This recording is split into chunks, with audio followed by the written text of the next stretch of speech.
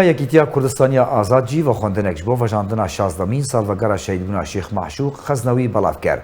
دێ vەخواندنێدا هاتیە.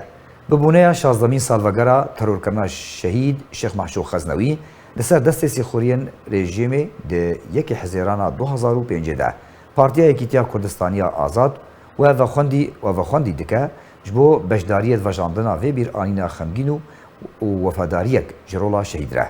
Sibaroja sêşemê demjimêr 11 sibehê li ser gora şehîd li goristana Qadûrbek li bajarê Qamişlo dê were vejandin û vexwendin jî giştiye.